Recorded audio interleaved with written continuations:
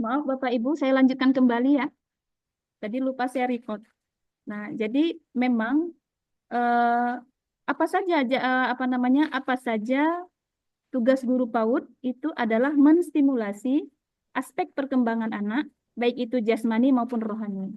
Nah, jasmaninya tadi, jasmani dan rohani itu diantaranya ada 6 Bapak Ibu. Bapak Ibu harus hafal ini ya. Meskipun Bapak Ibu mungkin sudah tahu, tapi pertanyaannya tidak jauh dari aspek perkembangan anak. Yang pertama nilai agama dan moral, yang kedua kognitif, ya Bapak Ibu. Yang ketiga ada bahasa, lalu kemudian ada sosial emosional, kemudian fisik motorik, dan yang terakhir ada seni. Jadi pertanyaannya itu terkait tentang aspek perkembangan anak yang 6 ini tadi. Nah, dan nanti contoh kasus apa sih kegiatan yang dilakukan oleh guru dalam menstimulasi 6 aspek perkembangan anak. Misalnya, nanti mewarnai, kira-kira masuk ke dalam aspek perkembangan apa saja dari kegiatan mewarnai. Ya, boleh sosial emosional, boleh kognitif, boleh seni, ya. Bahkan juga masuk nilai agama dan moral, sebelum mewarnai anak-anak membaca doa terlebih dahulu dan lain sebagainya. Jadi mungkin contoh-contoh soalnya nanti akan seperti itu. Nah, bertujuan untuk apa setelah kita stimulasi perkembangan anak? Agar anak memiliki kesiapan untuk melanjutkan ke jenjang Jenjang selanjutnya. selanjutnya. Inilah tugas guru PAUD. Seyogyanya seperti ini, Bapak Ibu. Jadi kita tidak perlu memikirkan pelajaran IPA ya, pelajaran IPS, tetapi perumahan Cuman PPS. paling belum bisa. Tapi tugas kita adalah ini. Oke, next.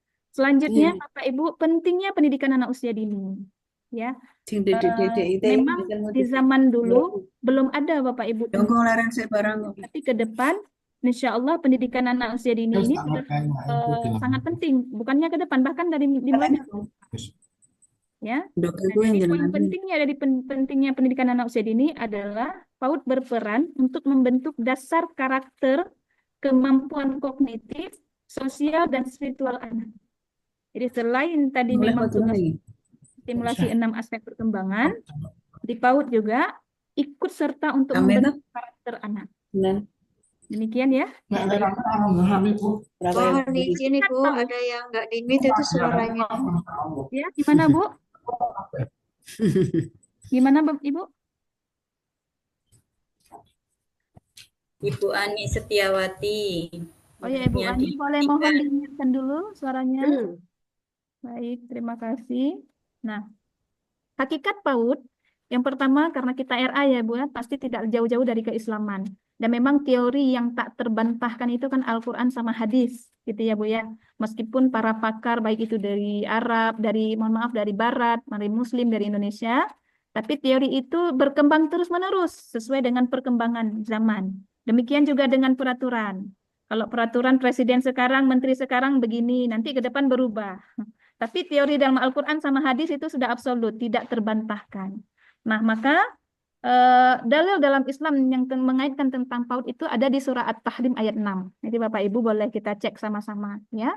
Kemudian untuk hadisnya ada hadis Nabi Muhammad SAW itu menjelaskan tentang apa mamin mauludin atau dalam redaksi hadis yang lain kullu mauludin yuladu alal fitrah fa abawahu yuhawidanihi wa yumajjisanihi wa yunassiranihi gitu ya. Pada dasarnya Bapak Ibu peserta didik anak TK yang kita lahirkan, yang kita ajarkan di pada hari-hari ini adalah sejatinya mereka adalah seperti anak yang dilahirkan dalam keadaan fitrah. Teori Barat mengatakan seperti kertas putih. Ya, coba kita lihat ya, Bu, Bapak, Ibu, anak-anak kita tuh kayak nggak berdosa ya. Kita bilang A, mereka melakukan A. Tapi Bu, ada loh Bu anak TK yang nggak patuh, ada ya. Mohon maaf ya kita ambil contoh, ngomong kata kasar misalnya. Ya, sebenarnya bukan anak TK itu nggak fitrah, ya. Tapi gimana Bu, nafsu dia untuk bicara kata kasar sudah ada, tapi akalnya belum ada. Jadi dia sehari, 2 hari, sebulan, 2 bulan hidup dalam lingkungan orang yang berkata kasar. Mustahil anak tidak berkata kasar, karena dia hidup di situ. Nafsu dia untuk berbicara kasar sudah ada, tetapi akalnya belum sempurna untuk membedakan bahwasanya kata kasar itu tidak boleh.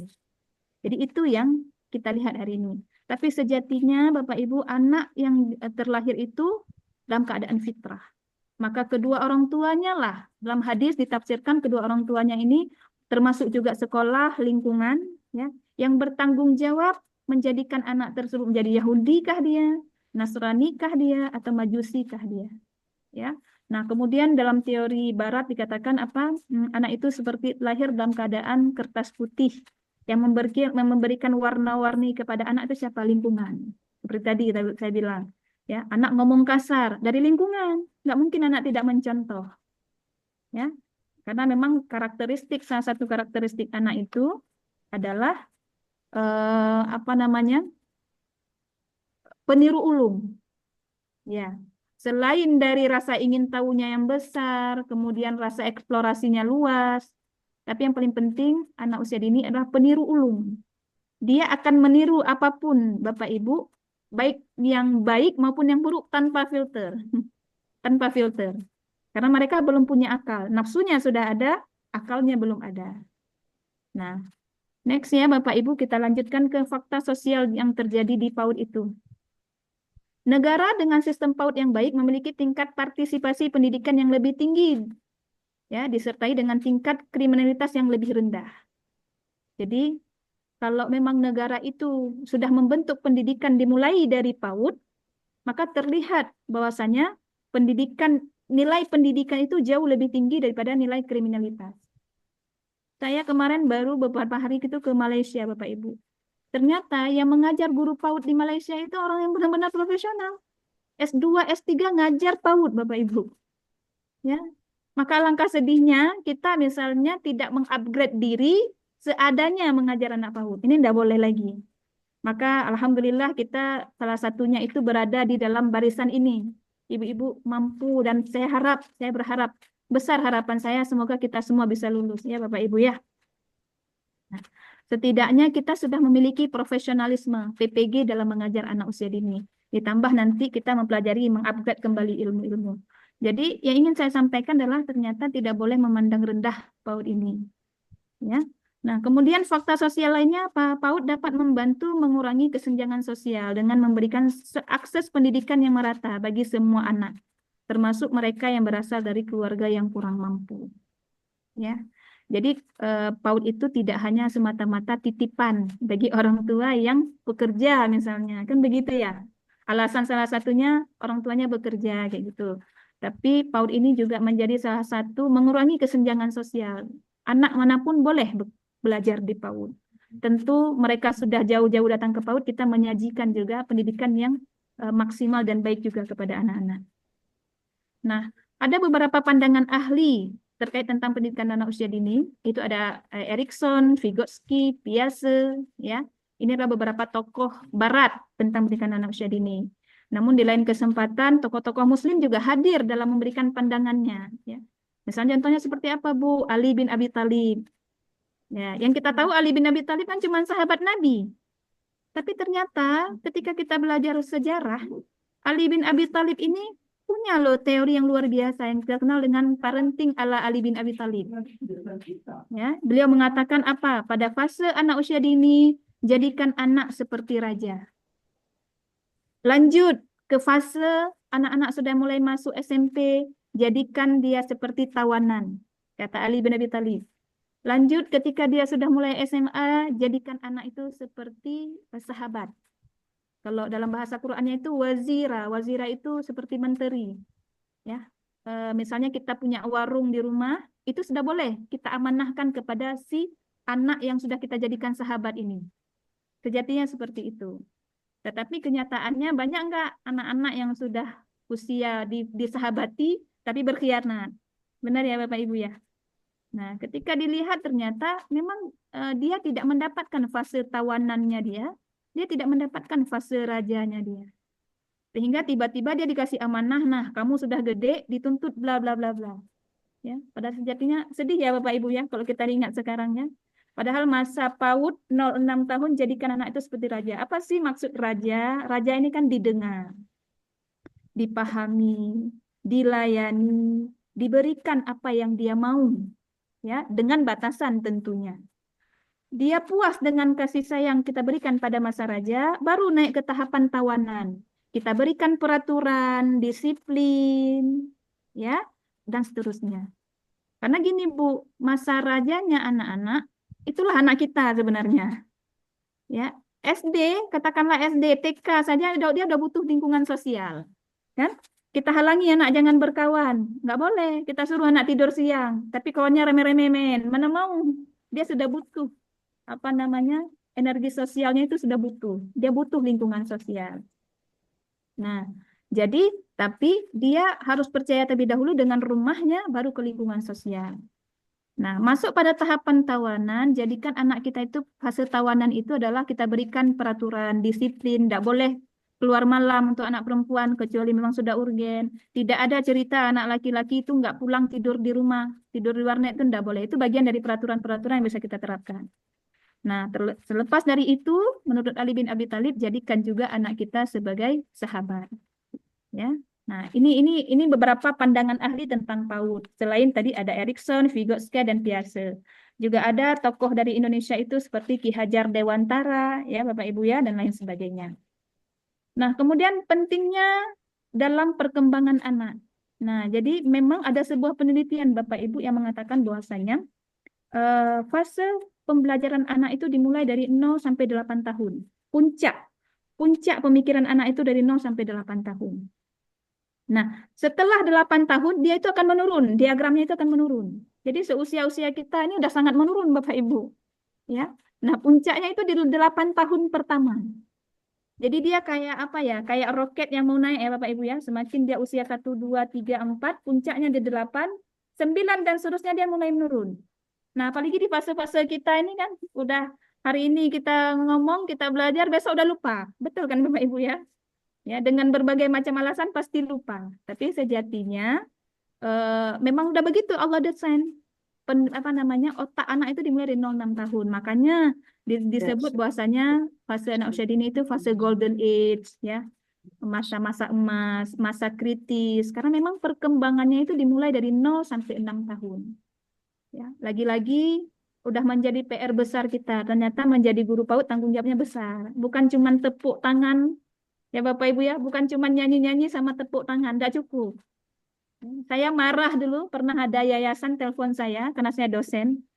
Telepon saya mintanya gini, Bu, kami mintalah 1 orang mahasiswa Ibu, yang ini aja Bu, yang pandai-pandai tepuk tangan sama nyanyi aja.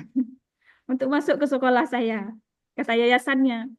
Lalu saya bilang, mohon maaf Pak, kalau Bapak cuma cari mahasiswa yang pandai nyanyi sama tepuk tangan, nggak ada, kami nggak punya.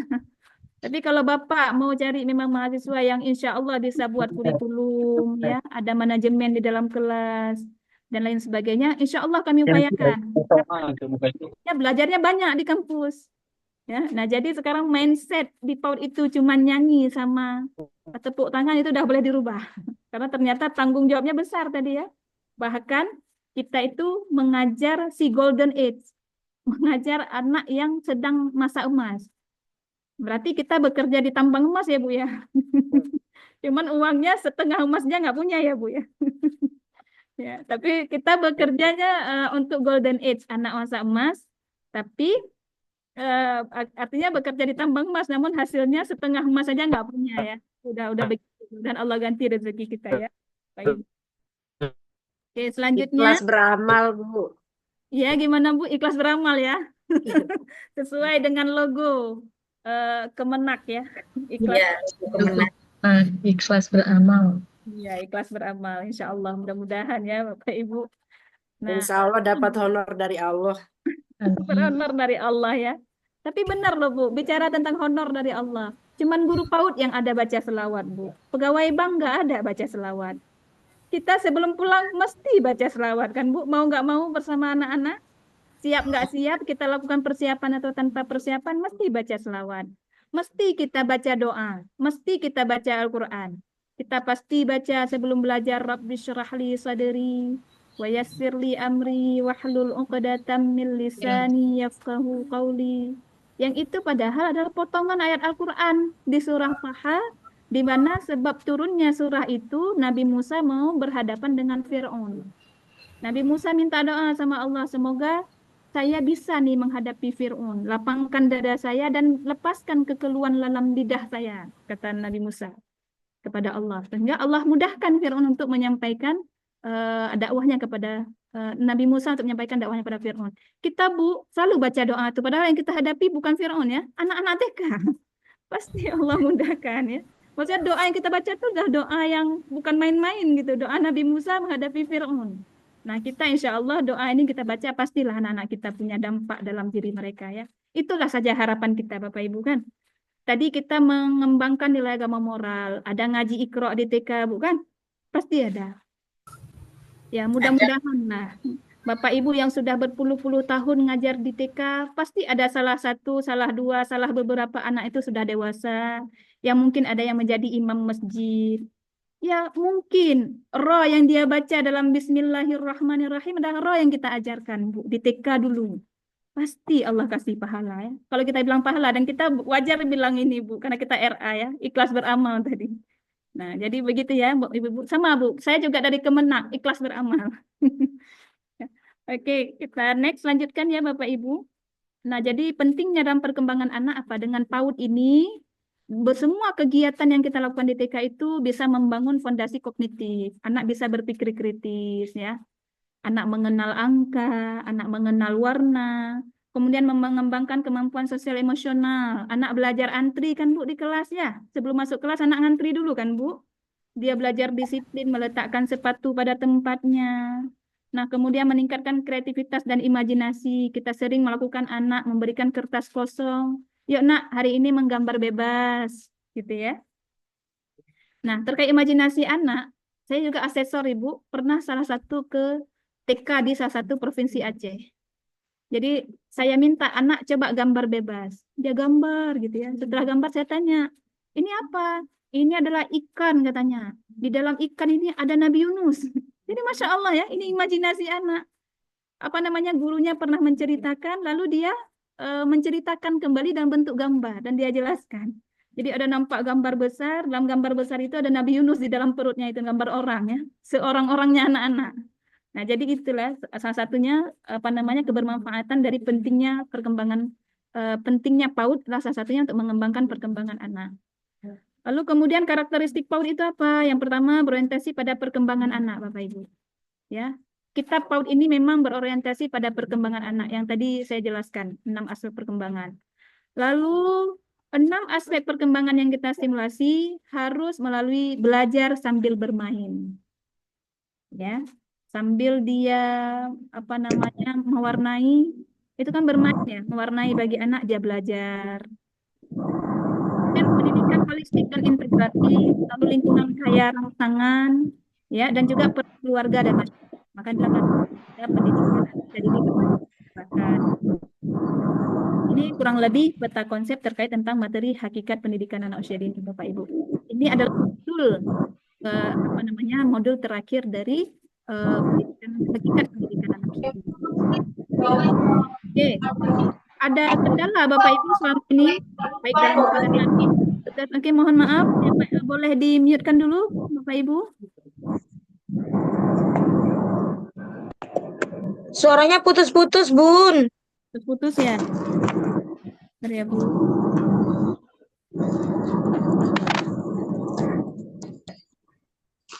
Ini kedengaran, Bu?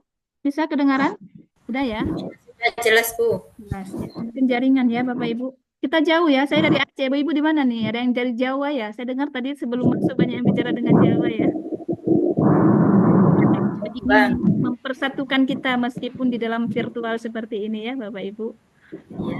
Jadi ada beberapa karakteristik anak usia dini. Kita lanjutkan ya Bapak Ibu. Banyak sekali karakteristik usia dini. Tapi ini ada momen yang paling penting ya. Salah satunya anak usia dini itu unik. Yang benar-benar anak usia dini itu unik Bapak Ibu. Unik ini gimana? Bisa jadi ada yang cepat tanggap, ada yang enggak.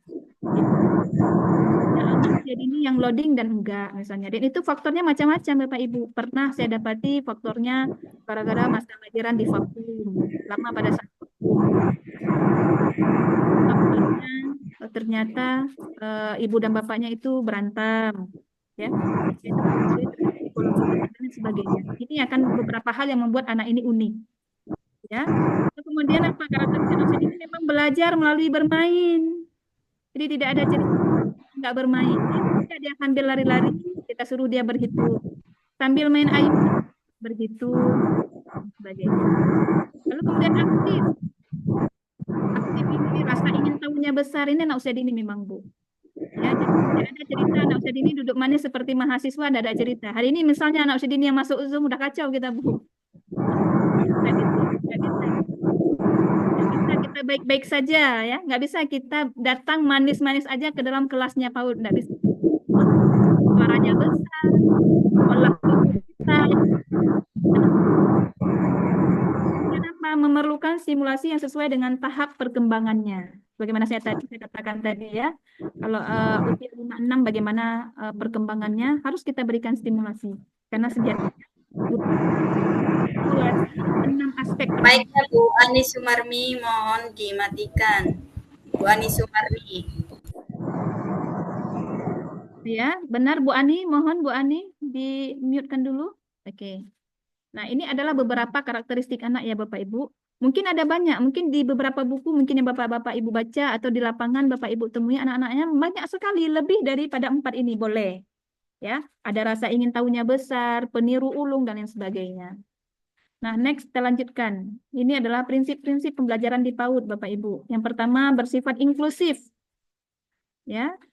Kemudian berfokus pada kasih sayang, menghargai keberagaman, dan menekankan perkembangan secara holistik atau menyeluruh. Nah, ini adalah beberapa prinsip-prinsip pembelajaran di PAUD.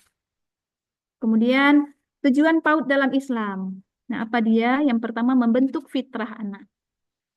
Harapannya seperti itu. Kita pinjam anak dilahirkan. Memang Allah melahirkan anak, Allah keluarkan dari perut-perut ibunya itu tidak tahu apa-apa. Tapi Allah memberi bekal. Apa yang dibekali oleh Allah? Pendengarannya, penglihatannya, dan hatinya agar anak itu menjadi orang yang baik. Nah, harapannya di PAUD itu adalah kembali membentuk fitrah anak yang sejatinya sebagaimana yang pernah Allah kirim. Ya, ibadahnya, spiritual, dan lain sebagainya. Kemudian apa? Menanamkan nilai-nilai keislaman sejak dini dengan pendekatan kasih sayang dan teladan. Nah, contoh misalnya, yuk kita biasakan anak-anak baca doa sebelum makan. Baca doa sebelum dan sesudah melakukan sesuatu. Setiap tema yang dipelajari, katakanlah tema binatang, subtemanya binatang darat, subtemanya kucing. Jangan lupa Bapak Ibu perkenalkan terlebih dahulu siapa yang menciptakan kucing. Siapa yang menciptakan bayam. Siapa yang menciptakan alam semesta? Ya, ini jangan lupa kita sampaikan kepada anak sehingga terbentuk dalam pola pikir anak bahwasanya Allah lah satu-satunya yang paling maha besar. Ya, inilah tujuan dari pendidikan anak usia dini dalam Islam. Kemudian, nah ini juga kurikulum yang memberikan kebebasan kepada satuan pendidikan dan guru untuk menyesuaikan pembelajaran dengan kebutuhan murid. Ini kita sudah masuk ke dalam kurikulum merdeka ya. Tadi ada beberapa, ada hakikat, ada muatan pembelajaran, pendekatan belajar, bermain, dan kita masuk sekarang ke kurikulum merdeka. Kurikulum merdeka itu, teman-teman Bapak Ibu, memberikan kebebasan kepada satuan pendidikan dan guru untuk menyesuaikan pembelajaran dengan kebutuhan murid. Contoh misalnya Bapak Ibu, katakanlah di Aceh itu ada satu kota namanya Takengon. Mudah-mudahan nanti Bapak Ibu bisa ke Takengon ya. Nah, Takengon itu Bapak Ibu pusatnya kopi. Penghasil kopi terbaik itu di Takengon. Ya, memang dikenal Aceh ini kan dengan kopinya ya Bapak Ibu ya. Saya punya teman Jawa tuh sebentar-bentar minta kirim kopi, boleh saya bilang. Karena dulu saya kuliahnya di Jogja. Nah, pusat kopi terbaik itu di Takengon Bapak Ibu. Nah, yang ingin saya sampaikan apa? Boleh guru-guru di Takengon itu mengenalkan pembelajaran tentang kopi. Ya, dia sesuaikan dengan kebutuhan kearifan lokal dan kebutuhan murid. Karena rata-rata orang-orang Takengon itu menjadi bosnya kebun kopi. Rata-rata seperti itu. Punya kebun lahan yang luas sekali. Jadi produksi kopi yang luar biasa. Jadi dari biji kopi itu jadi nanti kopi rasa anggur itu ada Bu di Takengon. Nah, jadi itu boleh kita sampaikan kepada anak-anak. Selain memang kearifan lokal itu mengenalkan tentang kopi, anak-anak di jalan dilihatnya biji-biji kopi, di rumah ayahnya juga petani kopi, itu boleh kita ambil tema itu. Tapi mungkin tidak cocok di Jogja atau di Jawa karena kami nggak pernah ada kopi itu misalnya. Kopi pun kami tahu ya kalau ada di saset ya, kopi saset. Nah, misalnya itu, maka tidak dianjurkan untuk mengenalkan kopi, ya. Maka sekali lagi kurikulum merdeka itu menyajikan kebebasan kepada satuan pendidikan dan guru untuk berkreativitas, ya, menuangkan imajinasinya, menyesuaikan pembelajaran dengan kebutuhan murid. Nah, itu harapannya. Ya, Bapak Ibu ya. Mungkin itu kita next lanjutkan. Nah, ada 6 profil pelajar Pancasila yang mungkin tidak asing lagi bagi kita. Yang pertama ada ciri pelajar yang beriman, berkebinekaan global, gotong royong, mandiri, bernalar kritis, dan kreatif. Ini tentu tidak asing lagi ya, Bapak Ibu bagi kita semuanya. Mudah-mudahan tidak ada hal nanti yang sampaikan, Bu, apa kabar kurikulum merdeka hari ini? Kan sudah deep learning. Saya kasih pelatihan, Bu. Kami belum selesai dengan K13. Udah kurikulum merdeka. Hari ini kurikulum merdeka aja kami belum tuntas. Udah ada deep learning dan lain sebagainya. Ya nggak apa-apa, Bapak Ibu. Kita senyumin aja ya. Karena senyum guru PAUD itu kan manis-manis ya. Ya. Sama Bapak Ibu, pusing kita sama. Kami di kampus pun seperti itu. Tapi tidak apa-apa. Kita juga harus inklusif ya. Menerima berbagai macam keragaman. Siap kita dengan berbagai macam yang diterapkan oleh pemerintahan. Mudah-mudahan insya Allah ya Bapak Ibu ya. Next kita lanjutkan. Nah, struktur kurikulum itu apa? Berbasis capaian pembelajaran dengan kegiatan tematik integratif ya dan bermain sebagai strategi utama. Nah, apa yang maksud dengan tematik Bapak Ibu? Tematik itu pembelajaran di PAUD itu harus bertema. Tentu ya. Saya yakin pasti kita bertema ya di PAUD ya. Misalnya tema hari ini tentang ayam, gitu ya. Benar ya Bapak Ibu ya? Kita nggak ada pelajaran kan? Pelajaran IPS di PAUD nggak ada kan? Atau pelajaran agama hari ini tidak ada. Kita tematik Bapak Ibu. Nah, tema-tema yang kita pilih itu pun ada syaratnya. Tidak dengan serta-merta. Yang pertama apa? Dekat dengan anak. Seperti tadi saya sampaikan contohnya. Kalau TK itu ada di Takengon, maka boleh kita ambil tema kopi. Karena itu dekat dengan anak. Kalau kita tinggalnya di Indonesia, boleh kita ambil temanya ayam. Jangan kita ambil temanya unta. Anak nggak pernah lihat unta, Bu. Ya. Nah, kita pilih tema yang dekat dengan anak. Nah, yang kedua apa? Menarik bagi anak. Anak lebih senang kita kenalkan dengan kue donat dibandingkan dengan apa misalnya makanan khas zaman dulu misalnya. Ya. Nah, kita maka memilih tema yang yang menarik bagi anak.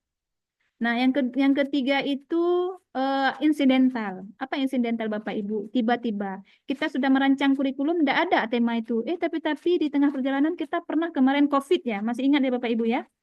Nah, maka mengenalkan pencegahan COVID pada anak itu boleh langsung kita masukkan ke kurikulum. Kenapa? Karena dia sifatnya insidental. Tiba-tiba terjadi, gitu. Ya. Nah, kemudian apa? Lagi saya sampaikan bahwasanya tema itu yang kita sajikan pada hari itu bagaimana bisa menstimulasi ke-6 aspek perkembangan anak usia dini. Itu tugas guru PAUD. Katakanlah tema ayam. Untuk nilai agama moral kita sampaikan siapa yang menciptakan ayam. Ya. Untuk sosial emosional misalnya mewarnai gambar ayam. Nah, fisik motorik berjalan seperti jalannya ayam misalnya. Nah, tapi ini kebablasan untuk kami guru-guru PAUD yang sudah tua, kayak mana capek kami jalan ayam. Misalnya, ya. Kemudian menyanyikan lagu ayam yang diciptakan sendiri oleh guru PAUD. Nah, ini juga nih, saya mau sampaikan sedikit. Saya mohon bagi guru PAUD, yuk kreatif kita buat lagu-lagu. Ya, jangan lagunya gelang sipatu gelang mulai dari anak usia dini sampai kita jadi guru anak usia dini, nenek anak usia dini masih lagu yang sama. Ya.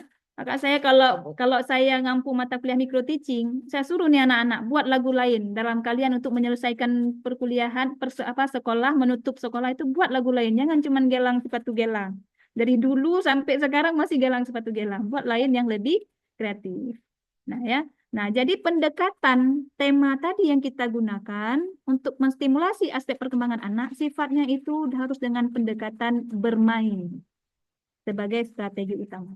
Ya, jadi tidak boleh menghafal misalnya atau memaksa, tidak boleh. Ya, memang sifatnya itu harus bermain. Berjalan seperti ayam.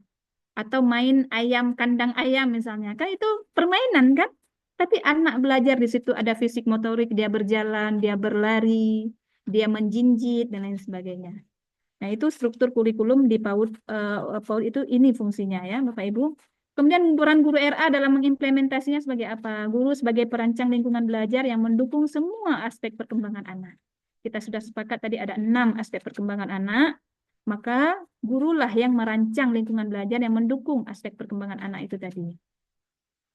Nah, yang pertama lingkungan belajar yang aman, nyaman, dan merangsang penting untuk tumbuh kembang optimal. Contoh Bu, saya pernah kedapatan itu di TK, salah satu TK ya, saya visitasi itu. Di bawah perosotan itu batunya tajam-tajam sekali Bu. Jangankan anak TK ya, kita yang mau naik aja tuh ngeri sedap gitu ya. Bisa berdarah dan sebagainya. Berarti ini tidak aman.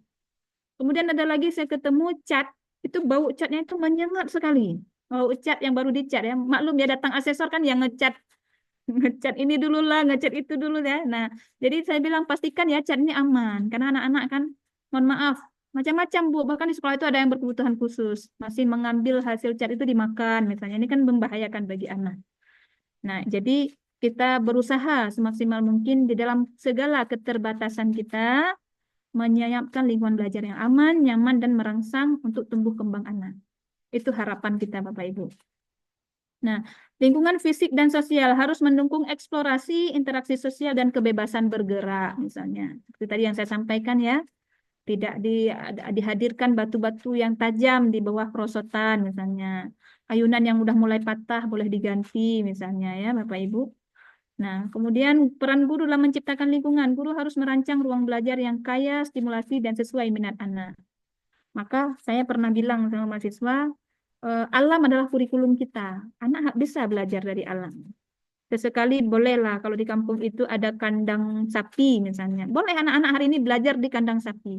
Dia mengenal langsung bagaimana sapi, bagaimana para peternak sapi mengambil susu dari sapi misalnya dan seterusnya. Ini boleh. Ya Bapak Ibu. Kemudian contoh lingkungan belajar yang berkualitas, adanya sentra. Ya. Sama ini kan ada sentra ya Bu, sentra bermain, ada sudut baca. Sudut baca ini tidak perlu yang mewah, karena kita mengingat kita keadaannya di kampung ya. Buat aja satu rak itu ada buku-buku di dalamnya Bapak Ibu. Ya. Nah, itu sudah menjadi sudut baca. Kalau saya yang visitasi ke sekolah biasanya itu sudah saya anggap sudah ada sudut bacanya. Kemudian ada area eksplorasi alam, misalnya kalau ada lah pasir-pasir. Kalau kita misalnya di lautan ya, kalau misalkan sekolahnya dekat laut misalnya, boleh ambil pasir di laut itu dibawa ke sekolah, buat satu tempat. Seperti bak kayak gitu, masukkan pasir di situ. Biarkan anak pagi-pagi itu sebelum mulai pembelajaran ya remes-remes pasir dulu itu boleh Bapak Ibu. Ya. Kemudian apa? Ruang ibadah anak. Kita sediakan juga adanya ruang ibadah anak. Ya, ini harapan kita. Ada beberapa contoh lingkungan belajar yang berkualitas. Kemudian prinsip pelajaran anak usia dini berbasis bermain tadi ya, berpartisipasi, holistik dan kontekstual. Nah, jadi kontekstual ini Bapak Ibu tidak boleh mengajar anak itu dalam bentuk abstrak. Misal, kita ngajar tema ayam. Bayangkan ayam. Ya, bayangkan semuanya ayam misalnya. Oh, nanti ada yang membayangkan ayam di rumahnya itu misalnya hitam, misalnya, atau besar, atau ayam jago, atau ayam betina, atau ayam potong. Boleh kan semuanya? Boleh nggak? Boleh. Kan kita suruh berpikir tadi abstrak. Yang kacau lagi ada anak, kita suruh bayangkan ayam, dia bayangkan bebek juga boleh. Karena ini imajinasinya anak-anak. Ya. Tapi itu tidak dianjurkan di TK. Bukan tidak dianjurkan, tidak bolehkan. Maka pembelajarannya harus kontekstual. Minimal kalau kita tidak mungkin menghadirkan ayam di kelas, harus ada gambar ayam. Minimal. Ya, mau tentang bayam, tidak mampu menghadirkan bayam secara langsung ke kelas, harus ada gambar bayam. Anak bisa melihat langsung, tidak dengan membayangkan. Jangan setiap hari masuk kita sekarang, bayangkan. Kaki kucing 4. Dia tengok Tom and Jerry nggak 4. 2 ya.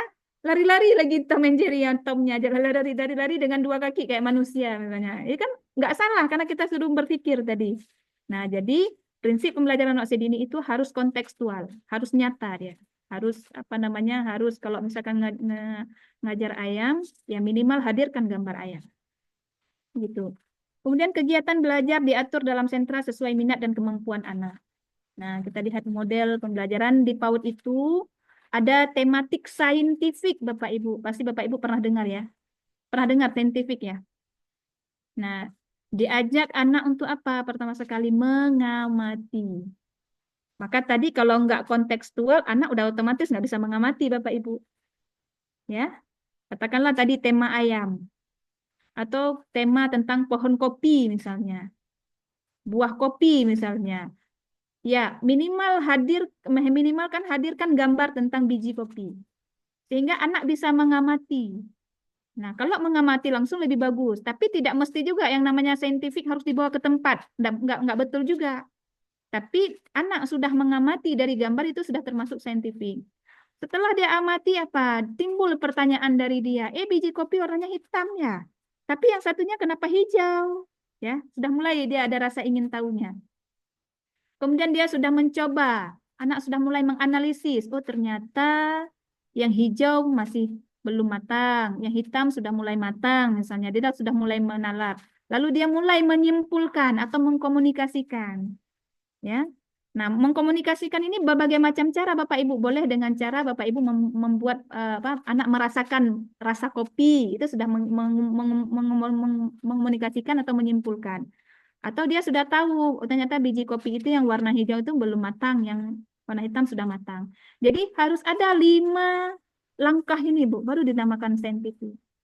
Anak mengamati, kemudian bertanya. Bertanya ini tidak mesti anak tiba-tiba bertanya, karena anak-anak juga ada yang pemalu ya. Tapi stimulasi guru dalam membuat anak bertanya itu boleh. Stimulasi guru dalam tanya jawab itu tadi boleh. Ya. Kemudian ada tadi model pelajaran usia dini itu ada tematik saintifik. Itu yang paling penting ya Bapak Ibu. Kemudian guru memandu proses pelajaran tanpa mendikte anak. Ini adalah kurikulum merdeka. Ya, peran guru sebagai fasilitator. Kalau dalam satu hari kita belajar di sentra temanya itu tentang kucing, maka sediakan minimal 4 kegiatan tentang kucing itu tadi. Misalnya menebalkan huruf kucing, ya, kemudian mencocokkan gambar. Misalnya gambar kucing mencocokkan bermain maze, kucing pulang ke rumahnya misalnya dan sebagainya. Jadi ini boleh guru tidak mendikte tapi meminta anak untuk silahkan memilih anak kira-kira mau main yang mana dulu. Itu termasuk dari ketidak mendikte anak tadi. Kemudian bermain sebagai metode belajar, bermain adalah cara utama dalam anak memahami dunia. Jadi biarkan anak bermain dengan dunianya ya Bapak Ibu. Tentu kita punya misi anak belajar dari bermain itu. Ya. Kemudian jenis-jenis bermain ada sensomotorik Bapak Ibu ya. Ada peran, ada simbolik, ada konstruktif. Jadi ada 3 jenis main. Simbolik ini termasuk juga dalam sensomotorik. Ya, ada sensomotorik, peran sama konstruktif. Kemudian integrasi bermain dalam rencana kegiatan. Perencanaan harian RA mengintegrasikan kegiatan bermain dengan tujuan pembelajaran. Jadi tidak main-main. Ya. Pembelajaran di PAUD pendekatannya bermain, tapi tidak main-main. Kita punya tujuan terhadap permainan yang kita mainkan hari itu. Maka kalau lagi disampaikan yang penting tepuk tangan sama nyanyi-nyanyi, nggak sesuai dengan tujuan pembelajaran. Ya. Maka perencanaan harian kita itu yang kita integrasikan dalam bermain itu harus sesuai dengan tujuan pembelajaran yang ingin kita capai. Nah, observasi saat bermain digunakan untuk menilai perkembangan anak. Nah, kita masuk ke asesmen sekarang Bapak Ibu. Kapan kita menilai anak? Pada saat dia main. Ya. Anak lagi nyusun balok Bapak Ibu. Atau lagi nyusun Lego. Dia tahu nih, biar Legonya nggak jatuh, dia taruh nih. Lego yang sesuai misalnya. Yang pas peletakannya. Itu sudah pemecahan masalah bagi anak. Sesederhana itu Ibu. Ya, oh ini biar nggak jatuh Legonya biar seimbang, dia taruh lagi di sampingnya. Itulah pemecahan masalah bagi anak. Jadi jangan kita abai. Allah itu pun biasa. Ternyata pada saat observasi itulah kita bisa menilai, oh ternyata dia sudah bisa memecahkan masalah dengan meletakkan Lego pada satu sisi agar seimbang misalnya bahasa kita. Gitu ya Bapak Ibu. Kemudian mengetahui kemajuan anak untuk perbaikan pembelajaran, bukan menghakimi. Makanya Di rapor anak itu kan bahasanya gimana? Ananda Fati sudah mampu, begitu ya. Begitu bahasa kita. Bahasa kita kan seperti itu. Kemudian jenis-jenis asesmen atau penilaian di PAUD ada observasi seperti tadi Bapak Ibu, ada portofolio, ada hasil karya, ada catatan anekdot. Ya, hasil karya misalnya anak hari ini kita suruh mewarnai. Maka setiap gambar anak itu Ibu kasihkan dia bintang berapa sama kasihkan catatan-catatan kecil. Itu sudah termasuk hasil karya anak. Ya. Jadi jangan kita abaikan hal seperti itu. Nah, kemudian alatnya itu boleh dengan format observasi harian, rekaman video, dan wawancara dengan anak. Oke. Kemudian pelaporan asesmen, laporan naratif berdasarkan aspek perkembangan anak. Apa saja di dalamnya? Yang sebagaimana saya sampaikan tadi, ada 6 aspek perkembangan itu. Nilai agamanya seperti apa, sosial emosional seperti apa, bahasanya, dan lain sebagainya. Oke. Karakter dan perkembangannya. Karakter dibentuk dari interaksi anak dengan lingkungan melalui keteladanan. Jadi kita bisa melihat Bapak Ibu, aktivitas anak itu, interaksi dia dengan guru, interaksi anak sesama anak, juga interaksi anak dengan alat. Itu bisa kita nilai semuanya Bapak Ibu. Jadi tidak mesti dalam bentuk ujian kayak kita kuliah ya. Hari ini ada midterm atau ada final. Tidak seperti itu di PAUD. Kita bisa menilai anak pada saat anak interaksi sesama kita misalnya. Atau anak dengan anak, atau anak dengan alat. Tadi misalnya lagi main Lego tadi. Dia agar Lego tidak jatuh, dia letakkan Lego di sisi yang lain agar seimbang. Itu bisa kita nilai. Jadi anak dengan alat bagian dari penilaian kita. Bisa kita lakukan penilaian. Ya. Nah, karakter anak dibentuk dari interaksi anak dengan lingkungan melalui keteladanan. Jadi saya sering bilang, tidak ada metode yang lebih baik di TK itu selain keteladanan. Ya, sesama guru kalau ngomongnya sopan, saya yakin pasti anaknya sopan. Dan di beberapa kasus ya Ibu, percaya atau tidak percaya, saya itu sering, hampir selalu, kalau di Provinsi Aceh ini hampir semua kabupaten itu saya pergi Bapak Ibu, karena memang ditugaskan. Kalau saya lihat anaknya bandel, ini percaya atau tidak percaya ya Bapak Ibu, anaknya bandel misalnya huru hara di kelas, itu mesti ada konflik sesama guru, atau guru dengan kepala sekolah, itu mesti ada. Setelah kita wawancara, mesti ada. Di sisi lain, kita tengok ada anak yang aman, kita bilang patuh. Ternyata ketika sesi wawancara, betapa harmonisnya para guru dan kepala sekolah. Ya, guru merangkul, kepala sekolah merangkul guru, guru-gurunya juga menghormati kepala sekolah. Ternyata itu berefek terhadap anak-anak tanpa kita sadari, Bapak Ibu. Ya, jadi memang anak ini, karakter anak memang dibentuk dari metode, tidak ada metode lebih baik selain keteladanan. Ya, selain pembiasaan, sebelum pembiasaan keteladanan terlebih dahulu. Nah, nilai-nilainya apa yang bisa kita bentuk? Ada religius. Ya, itu kan banyak tuh beberapa TK sekarang kan ada program salat duha kan gitu ya. Salat duha, baca Iqra dulu. Ini adalah kita membentuk religiusitasnya. Nilai-nilai keagamaannya kita mencoba bentuk dari TK sejak dini. Konon lagi misalnya TK-TK yang basis tahfiz gitu ya. Kita mulai masuk ke TK itu sudah kita dengar senyap-senyap suara murattal Al-Quran. Itu bagian dari pembentukan religiusitas kepada anak. Kemudian tanggung jawab, lalu toleransi, jujur, peduli, disiplin. Ini bagian dari nilai-nilai yang bisa kita kembangkan kepada anak. Ya Bapak Ibu, nilai-nilai dasar-dasar karakter itu diantaranya ada religius, tanggung jawab, toleransi, jujur, peduli, dan disiplin. Oke, kemudian selanjutnya, guru harus menampilkan perilaku sesuai dengan nilai yang ingin ditanamkan. Nah, peran guru sebagai role model yang saya sampaikan tadi.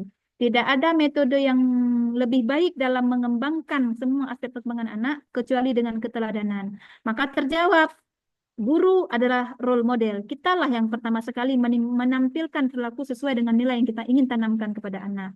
Misal kita pengen anak-anak ngomong yang baik, maka mohon sekali para guru jangan sampai keceplosan kita ngomong kasar sesama rekan kita, Bapak Ibu. Ya, ini mungkin biasa ya, tapi ternyata ini tidak biasa, tidak boleh kita biasakan.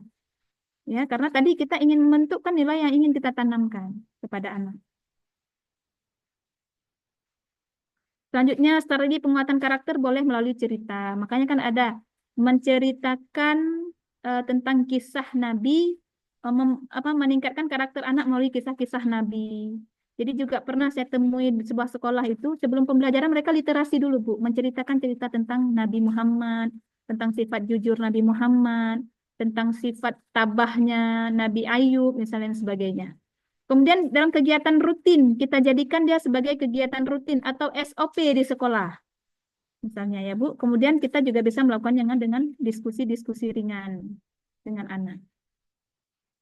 Nah, ini untuk tema yang terakhir kita, di modul yang terakhir itu ada tentang definisi moderasi beragama. Sikap tengah dalam beragama, tidak ekstrim ke kiri atau ke kanan. Ini kan pengertian dari moderasi beragama. Namun perlu kita berikan catatan, apa-apa yang sudah disajikan dalam Al-Quran sama hadis itu sudah mutlak. Ya Bapak Ibu ya, sudah mutlak karena memang teori dari Al-Quran itu sudah absolutely, sudah tak terbantahkan. Apa-apa yang sudah disajikan dalam Al-Quran itu tidak bisa kita bantah. Contoh misalnya Bapak Ibu, Al-Quran menerangkan tentang kisah Nabi Musa bisa membelah lautan. Ada rencana membantah Bapak Ibu? Nggak ada ya, kita nggak rencana membantah. Tapi pemikiran saya nggak mungkin Bu, masa ada orang mampu membelah lautan? Kita tidak boleh lagi berpikir seperti itu, karena kita sudah beriman kepada Al-Quran. Ya, apa-apa yang disajikan dalam Al-Quran itu sudah absolut, tidak terbantahkan. Maka moderasi ini hadir dalam bentuk dia toleransi, tidak ekstrim ke kiri, juga tidak ekstrim ke kanan. Oke, kita next. Nilai-nilai moderasi, apa saja Bapak Ibu? Ada toleransi, anti kekerasan, menghargai budaya lokal, dan komitmen kebangsaan. Kemudian penerapannya di RA bagaimana? Mengenalkan perbedaan melalui cerita, kemudian melalui permainan, dan aktivitas inklusif lainnya bisa kita lakukan di TK. Nah, guru sebagai agen moderasi menjadi teladan dalam bersikap terbuka, ya, kemudian damai dan menghargai. Nah, refleksi pembelajaran, guru harus merefleksikan praktik mengajarnya untuk perbaikan berkelanjutan. Kembangkan diri melalui pelatihan, komunitas guru, dan studi lanjutan. Nah, tantangan dan solusi, ya, tantangannya keterbatasan sarana, kurangnya pemahaman, solusinya maka salinglah berkolaborasi. Kita pasti ada ikatan guru, ya, IGRA, Ikatan Guru Raudatul Atfal, kita bisa bertukar informasi di sana, kemudian mengikuti pelatihan berkelanjutan, baik itu diklat berjenjang maupun diklat menengah dan yang sebagainya. Kemudian kiat menjadi guru profesional, terus belajar, adaptif, reflektif, dan penuh kasih sayang. Nah, jadi mungkin itu saja ya Bapak Ibu terkait materi kita hari ini. Tapi ada satu yang perlu saya sampaikan Bapak Ibu. Anak bukanlah orang dewasa mini. Ya. Anak-anak yang kita ajarkan di TK, mereka bukan orang dewasa dalam bentuk mini. Baik secara psikologinya, fisiknya, ya. Jadi kita tidak bisa menganggap anak-anak itu harus memahami kita. Ya, karena mereka bukan orang dewasa dalam bentuk mini. Tolong nak, ibu hari ini capek kali. Banyak kali masalah ibu. Misalnya seperti itu. Enggak. Tapi kita yang masuk ke dalam dunia anak. Contoh paling real saya sering sampaikan ke mahasiswa. Kita mau nangkap ikan, Bu. Kita pengen main-main sama ikan. Ya. Bagaimana solusinya, Bu? Apakah kita berdiri di luar kolam lalu mengalir cuma taruh-taruh tangan aja? Ikannya datang nggak kira-kira? Enggak. Tapi kalau kita pakai pelampung, kita pakai yang kaki yang pura-pura ikan itu ya, kita menyelam. Ikannya pasti nggak bersama kita, Bu. Pasti. Dia akan berada di samping-samping kita. Nah, demikianlah kita ya. Kitalah para guru PAUD yang masuk ke dalam dunia anak. Bukan anak yang masuk ke dalam dunia kita. Jadi bukan anak yang harus masuk ke dalam kurikulum kita, harus sesuai, ini harus bisa, ini enggak. Tapi kita yang masuk dalam dunia anak. Maka setiap pembelajaran di TK itu pendekatannya harus bermain. Wallahu a'lam bishawab. Mungkin ini saja Bapak Ibu materi kita. Ya, 2 jam tadi kita sudah menghabiskan 8 modul Bapak Ibu. Luar biasa ya. Ya. Nah, ini kita masih ada waktu 1 jam lagi. Mungkin kita boleh diskusi saja Bapak Ibu terkait tentang tugas-tugas yang sudah dilakukan selama ini. Bu, kita boleh nggak, Bu, kita latihan soal-soal, insya Allah, Bu, ya, kita ada 2 pertemuan lagi dengan saya di kelas RA2 ini. Ada hari, nanti hari khusus, kita akan membahas tentang, soal-soal yang kemungkinan akan hadir pada saat ujian. Namun demikian, saya tidak tahu pasti soalnya, karena soalnya memang dari pusat Bapak Ibu. Tapi kami sebagian sudah membuat perencanaan soal-soal untuk tryout. Kita belum tryout ya Bapak Ibu ya? Belum ya? Nah, belum. Nanti insya Allah ada masa tryoutnya sebelum nanti ikut ujian. Ini ada Ibu Anggun Setiawani. Boleh Ibu Anggun? Sudah Ya, ada angin banget. waktu dan kesempatannya. Assalamualaikum warahmatullahi wabarakatuh. Salam warahmatullahi wabarakatuh. Sebelumnya boleh dibesarkan Mama suaranya? sudah dengar, Bu? Assalamualaikum warahmatullahi wabarakatuh. Salam warahmatullahi wabarakatuh. Silakan, Bu Anggun. Eh, Baik, Bu, di sini saya akan bertanya mengenai kegiatan inti yang akan nanti dilakukan dalam UKIN, video UKIN.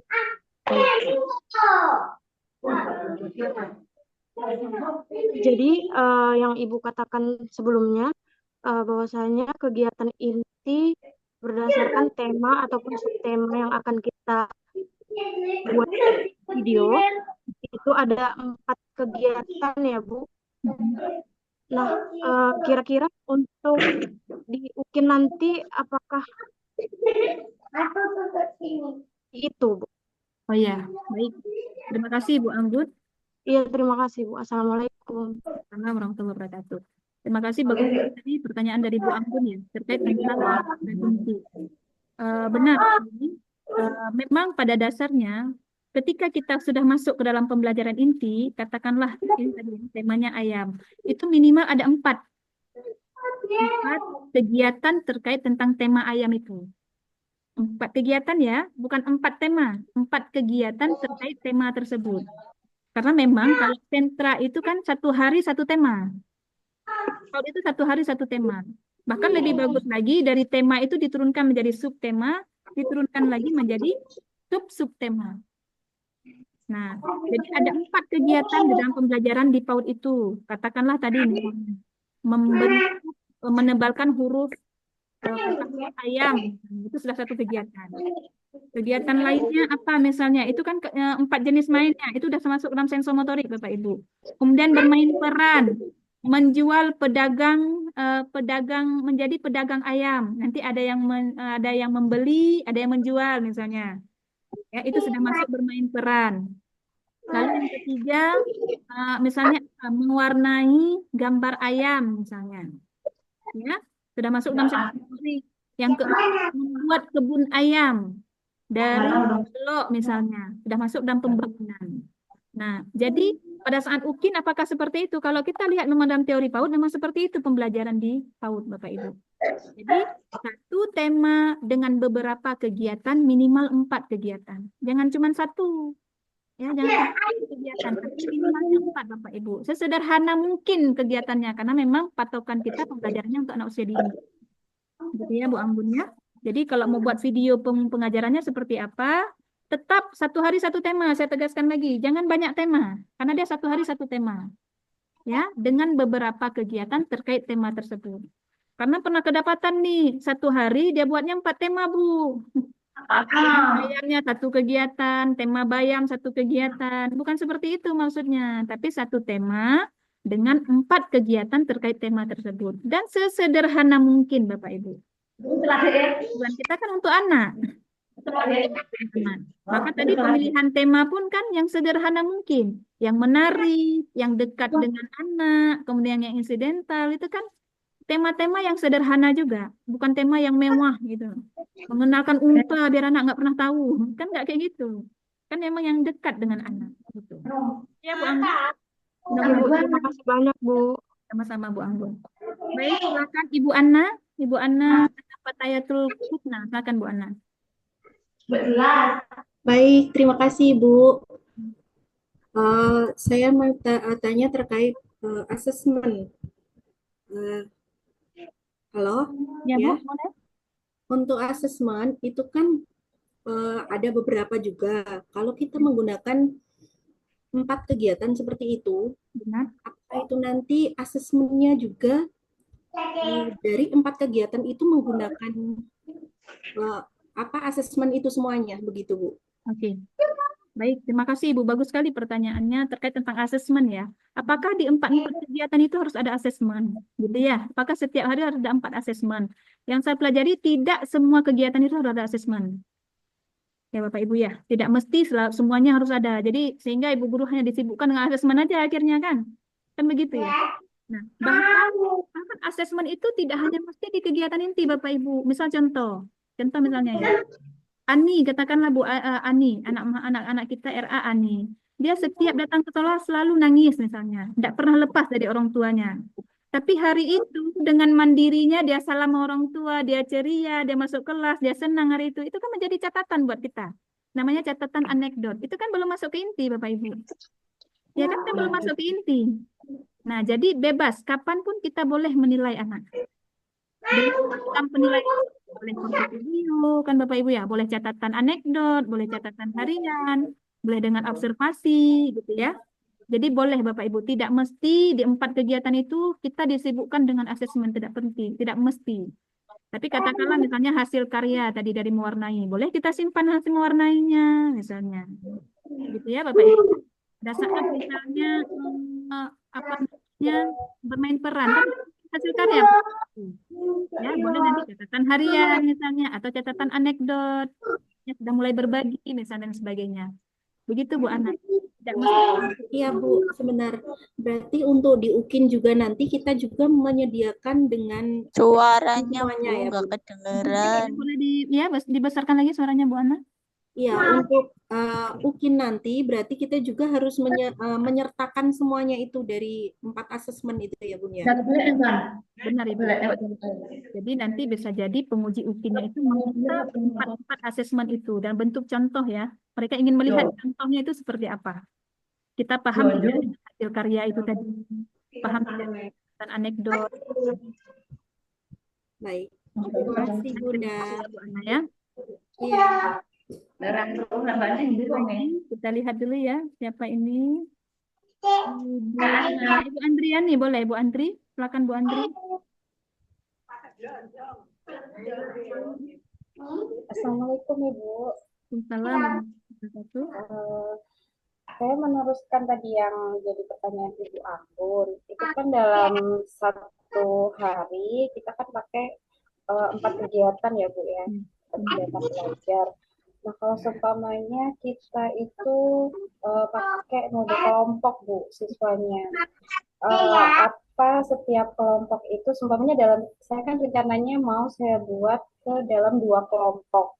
Berarti setiap satu kelompok itu harus mengerjakan 4 kegiatan itu atau gimana ya Bu? Karena di praktiknya saya memang kadang bikin 3 aja itu kadang nggak selesai gitu loh Bu.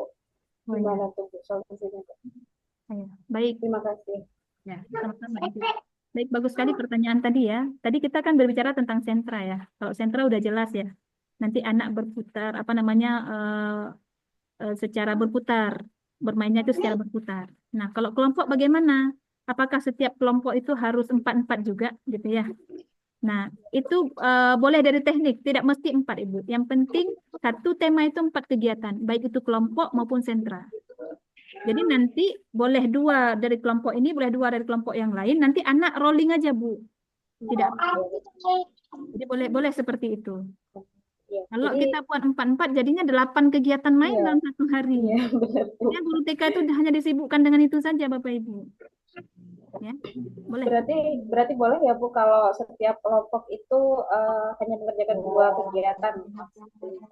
Asal nanti semua anak merasakan rolling yang 4 kegiatan dari 2 kelompok itu. Iya. Ya, anak merasakan 4 kegiatan dari 2 kelompok itu. Ini usianya sama kan Bu? Usia anak sama kan? Sama, 5 sampai 6. Nanti kalau beda kan beda lagi ya, kurikulumnya beda. Tapi kalau sama 5-6, satu kelompok 7 orang, usia 5-6, satu kelompok yang lain juga 7 orang, itu boleh Bu. 2-2, tapi nanti rolling. Karena di sistemnya satu tema 4 kegiatan, bukan satu kelompok 4 kegiatan. Satu tema 4 kegiatan. Mudah-mudahan bisa dimengerti Bu Andri. Nanti kalau ada yang kurang jelas, kita insya Allah kan jumpa lagi Bu. Apa hari Rabu nanti, insya Allah kan kita jumpa lagi. Saya akan kasih informasi lagi ya. Saya coba pelajari lagi juga. Nanti kalau ada yang kurang jelas, saya tanyakan lagi kepada suhu ya. Karena saya juga punya suhu lagi, punya guru lagi. Iya Bu, siap Bu, siap. Nah, dengan Iya, terima kasih Oke, cukup Bu. next, silakan Ibu Ani Rohaini. Terima kasih Bunda. Bismillahirrahmanirrahim. Assalamualaikum warahmatullahi wabarakatuh. Assalamualaikum warahmatullahi wabarakatuh. Mohon izin Bunda, hari ini Bunda sudah memaparkan tentang modul profesional. Mohon maaf, saya pernah membaca kalau profesional pendidik itu kan ada 4 ya. Apa tuh pedagogik, sosial, apa-apa gitu dan profesional. Nah, terkait dengan reflektif, kita tuh kadang-kadang abai sebagai guru itu untuk merefleksi diri. Udah aja merasa cukup dengan pengetahuan yang ya mungkin terbatas gitu dan lain sebagainya. Toh yang kita hadapi juga anak usia dini misalnya begitu. Nah, pengetahuan teh lebih besar kita daripada anak-anak. Padahal kan tadi Bunda sebutkan mendidik anak itu harus sesuai dengan zamannya. Anak itu adalah terlahir secara fitrah gitu. Nah, itu terkait dengan refleksi, apakah masuk ke dalam keprofesionalitasan seorang guru atau bagaimana? Begitu. Mohon izin Bunda segitu. Assalamualaikum warahmatullahi wabarakatuh. Warahmatullahi wabarakatuh. Baik, bagus sekali ya pertanyaan tadi dari Bu Ani, luar biasa. Ya, memang benar Ibu, ada 4 sejatinya kompetensi pendidik, bukan hanya pendidik PAUD, ada 4 kompetensi pendidik secara umum. Ya, yang pertama itu kepribadian Bapak Ibu. Kepribadian itu apa? Contohnya apa? Jujur, ya. Makanya dibilang PNS itu kalau ketahuan bawa narkoba misalnya atau mengonsumsi narkoba, itu bisa dicabut PNS-nya Bu, karena itu tadi tidak sesuai dengan kompetensi pendidik misalnya, karena dia itu narkoba misalnya. Jadi kepribadiannya tidak sesuai. Ada guru besar di salah satu universitas, ternyata setelah diaudit beliau ketahuan korupsi, maka guru besarnya dicabut Bu, bahkan PNS-nya dicabut. Tetap mengajar tapi tidak dibayar oleh negara. Itu contoh. Nah, jadi dari yang pertama itu ada kepribadian. Secara kompetensi pendidik itu pertama ada kepribadian. Yang kedua ada profesionalisme Bapak Ibu. Kalau segi profesionalisme itu biasanya ijazah ya. Terlihat dari sertifikasi akademik guru PAUD itu sudah strata 1 pendidikan guru RA misalnya. Atau di lain kesempatan diakui oleh guru RA kalau dia sedang mengikuti diklat berjenjang. Ya kan? Namanya maupun diklat atas dan sebagainya. Profesionalisme. Kemudian yang ketiga ada pedagogik, ilmu mengajar Bapak Ibu. Ya, PAUD harus tahu ilmu mengajar. Kalau pegawai bank atau ilmu mengajar nggak apa-apa, tapi guru PAUD harus ada tentang pedagogik ilmu mengajar. Yang keempat itu ada sosial. Guru PAUD harus ramah. Guru PAUD jangan tidak bisa bersosialisasi dengan masyarakat. Buat rapat orang tuanya marah misalnya sama guru yang buat rapat, tidak pandai mengolah rasa. Ya, tidak pandai mengolah keadaan. Memang tujuan kita hari itu adalah meminta dana misalnya untuk anak-anak kita. Tapi nggak kucuk-kucuk langsung datang minta dana gitu ya. Tapi kita bisa mengolah komunikasi pedagogi kita ya. Tadi saya bilang sosial kita itu bisa kita olah, Bapak Ibu. Nah, keempat ini adalah kompetensi yang penting sekali dimiliki oleh pendidik. Benar tadi tidak boleh ngasal. Guru PAUD hanya sekedar, tidak boleh lagi Bapak Ibu. Ya, kita harus meningkatkan profesionalisme kita. Ya, mungkin kita bukan terlahir hari ini sebagai strata 1 S1 PAUD. Kita bisa mengambil ilmu lain, misalnya mengikuti pelatihan tadi ya. Nggak boleh asal-asalan. Nah, jadi refleksi yang disampaikan oleh Bu Ani tadi masuk ke dalam profesionalisme kita. Bagaimana meningkatkan keilmuan kita, meningkatkan kemampuan keilmuan khususnya keprofesian kita yaitu PAUD ya. Kita nggak perlu pelajaran yang lain, tapi tentang kepaudan kita tingkatkan. Dengan caranya bagaimana? Boleh dengan tadi ikuti pelatihan ya. Yang sekarang kan juga banyak yang Zoom ya Bapak Ibu ya. Boleh ikuti pelatihan, kemudian juga banyak YouTube tentang ilmu-ilmu kepaudan dan sebagainya. Mungkin itu ya Bu Ani ya. Terkait tentang pertanyaan yang ditanyakan oleh Bu Ani tadi. Baik, terima kasih Bunda. Yang lain ditanyakan Bapak Ibu terkait tentang kendala selama ini apakah ada Bapak Ibu? terkait tugas-tugas yang sudah dikerjakan. Tapi saya yakin di sini ya, Bapak Ibu sangat semangat ya. Dan saya yakin juga tugas dikerjakan secara sendiri ya Bapak Ibu ya. Tidak meminta bagi yang lain. Karena saya sedih gitu, saya dengar ya. Bukan ibu-ibu di ruangan ini, ruangan lain ya. Nah, misalnya sudah buat sama orang lain, habis yang dibuat itu sampai 5 juta. Itu sedih sekali saya, Bu. Ya, saya ke PAUD ya.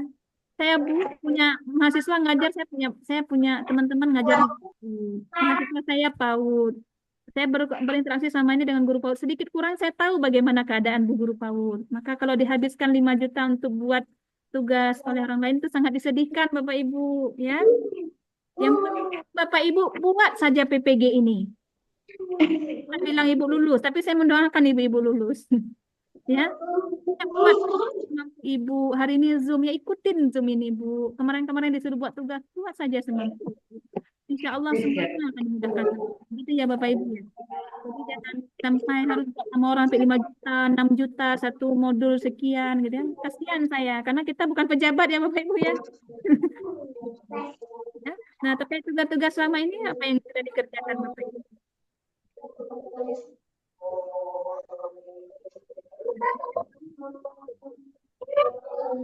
Delapan modul itu sudah dipahami semuanya Bapak Ibu. Ya. Alhamdulillah Bunda sudah. Ini kan bagian dari apa ya? Profesionalisme kita tadi. Ya Bu Ani, gimana Bu Ani? Ya Bunda, sedikit-sedikit sudah, meskipun tugasnya banyak. Ya, tugasnya banyak, ternyata ada hikmah ya. Iya. Pun kayak gitu. Selama ini kami cuma tahu PAUD adalah pendidikan anak usia dini. Padahal PAUD pendidikan usia dini itu kepanjangan PAUD, Bu. Itu kepanjangan PAUD itu. Oh, ternyata kami sudah tahu PAUD adalah pembinaan dikhususkan untuk anak usia 0 sampai 6 tahun. Ya, 7, 8 dan seterusnya itu bukan urusan kita lagi. Ada untuk mensimulasi perkembangan agama dan mensimulasi perkembangan jasmani dan rohani anak. Jadi makanya jangan bingung lagi kenapa di PAUD nggak ada pelajaran IPS. Karena bukan tugas kita.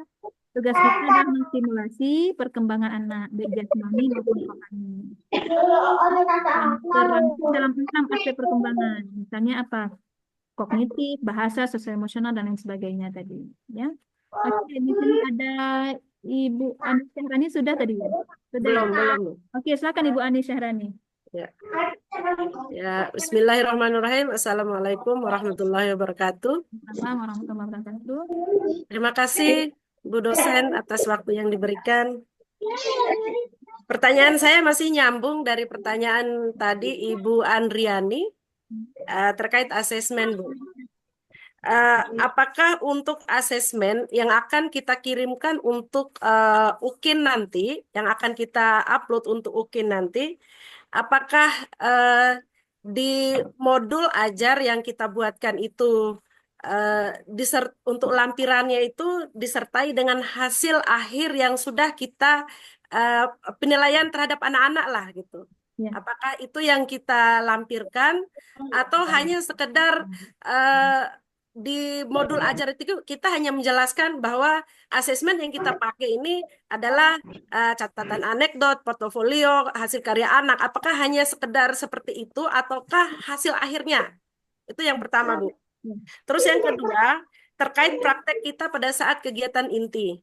Tadi Bu bilang minimal 4 kegiatan yang akan kita terapkan pada anak-anak untuk satu tema yang kita bahas pada hari itu.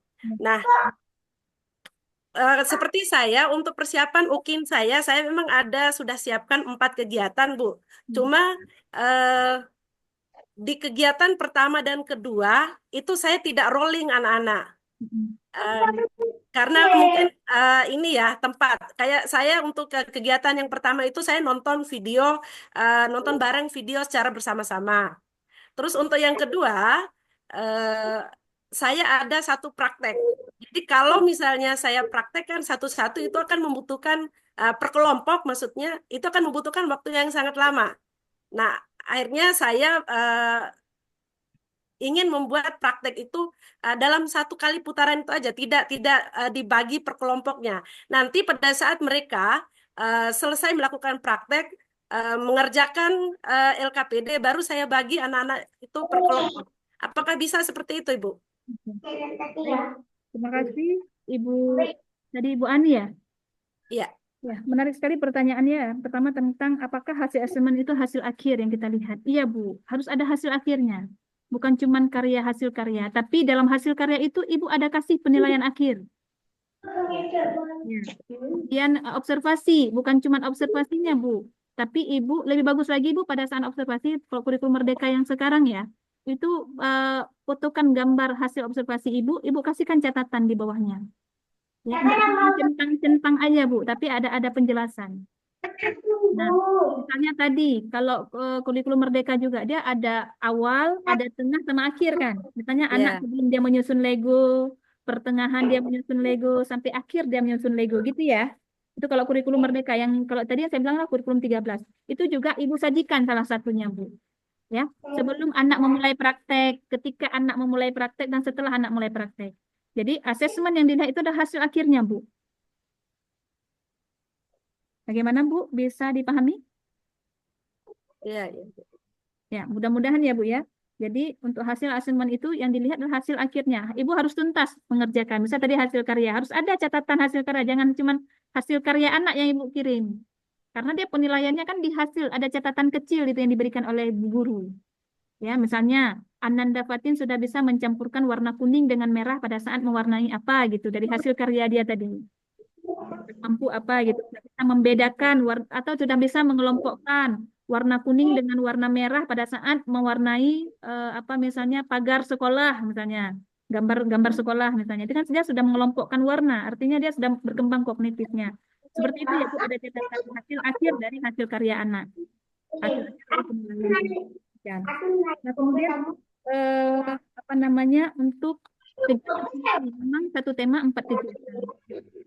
Bagaimana, Bu, kalau dalam video mungkin alasannya tidak mungkin karena terbatasnya waktu kan. Kalau kita buat 4-4-nya nanti tidak muncul ya, Bu ya. Tidak kalau di rolling berarti kalau di rolling semua berarti tidak muncul kan gitu. Nah, cukup waktu dan sebagainya. Tapi harapannya pada saat UKIN Ibu munculkan saja 4 walaupun tidak semua anak. Setidaknya terlihat Ibu melakukan 4 kegiatan, Bu. Ibu ada 4 kegiatan tersebut, meskipun pada saat pelaksananya itu mungkin terbatas, tidak semuanya anak, karena tidak mampu di ini kan. Jadi munculkan 4 kegiatan itu, Bu. Berarti mohon maaf seperti saya kan memang di peta konsep yang sudah saya buat untuk kegiatan inti itu memang 4 itu. Pertama itu tadi nonton bareng, terus yang kedua praktek itu mencampur warna, terus yang ketiga meronce, terus yang keempat ada permainan lagi. Maksud saya karena butuh waktu ini untuk apakah untuk anak-anak untuk praktek percampuran warna itu apakah bisa kita langsung sekalian dalam circle time-nya itu, circle morning-nya itu, apakah atau kita harus bagi per kelompoknya gitu? Oh, sekalian aja, Bu, sekalian aja. Iya, supaya lebih ini, kalau kita nonton bareng kan lebih asik gitu, kalau dibanding kita satu-satu per rollingnya itu gitu. Benar. Jadi yang kita rolling itu rencananya hanya 2 kali aja, Bu. Ya, boleh, Bu. Kegiatan. Boleh. Saya paham maksud Ibu. Jadi kalau satu-satu kan lucu ya, Bu. Kelompok ini dulu, kelompok ini lagi gitu ya. Boleh sekali. Maksud saya 4 kegiatan itu terlihat jelas meskipun Ibu tidak semuanya. Gitu ya, Bu ya. Siap. Ya, makasih Bu. Ya, sama-sama. Karena mungkin ini sedikit ya, Bu. Yang ingin dinilai itu 4 kegiatan itu terlihat. Terserah dari Ibu-ibu, tapi 4 kegiatan itu terlihat. Ya. Oke, sama-sama Ibu Ani. Bagus pertanyaannya. Next boleh Ibu Ana Lina Nursanti. Tadi ya Ana gitu ya. Ya. Sudah dengar Bunda suaranya? Sudah, jelas. Ya. Terima kasih atas waktunya. Assalamualaikum warahmatullahi wabarakatuh. Bunda, ini saya mau tanya, apakah nanti setelah Zoom itu materi yang sudah disampaikan tadi, materi refleksi dan penguatan tadi, itu apakah nanti dikirim ulang di grup gitu? Ya. Dan yang kedua, Maaf Bunda, untuk itu saya masih bingung untuk yang prakteknya itu karena kemarin saya waktu mengikuti Zoom itu sudah telat ya, kurang fokus juga. Itu untuk tanggalnya itu mulai kapan sampai terakhir kapan Bunda ya untuk prakteknya. Nah, terus kalau di video itu lebih baik videonya itu di tempat atau minta bantuan orang itu untuk mengvideo itu dia muter gitu Bunda. Iya, terima kasih Bunda. Mohon Sama-sama, Bu. penjelasannya. Ya. Baik Ibu, terkait tentang kirim materi ya Bu, materi yang tadi nanti saya coba diskusikan ya Bu, karena ini kan materi pusat ya Bu. Kalau boleh nanti saya langsung sharekan ke wali kelas masing-masing, saya langsung kirimkan ke Ibu ya. Oke, terkait materi. Kemudian terkait tekniknya bagaimana Bu? Apakah perlu sewa video dan sebagainya? Ini rahasia tapi sudah direkam ya. Maksud saya gini Bu, Ibu tidak perlu bermahal-mahal apa namanya harus sewa orang gitu ya. Boleh dengan kemampuan ibu, dengan kreativitas imajinasi ibu, boleh minta bantuan sanak saudara misalnya untuk buat video sehingga video itu jelas terlihat oleh kami, misalnya oleh tim penilai UKIN. Gitu. Jadi ibu tidak mesti nanti harus sewa apa gitu ya sehingga menghabiskan dana puluhan juta, itu nggak usah ibu.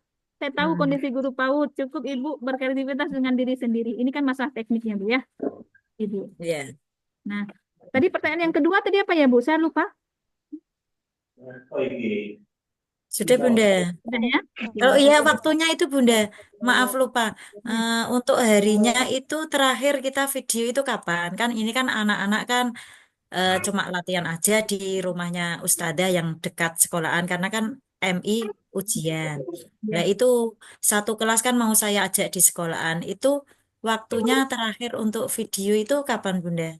Baik. Untuk prakteknya itu. Ya, benar. Untuk terkait tentang teknik kapan waktu UKIN, kapan waktu ini tadi, nanti sepertinya Bu akan diinformasikan kembali oleh wali kelas masing-masing. Itu nanti akan diinformasikan kembali Bu. Ya.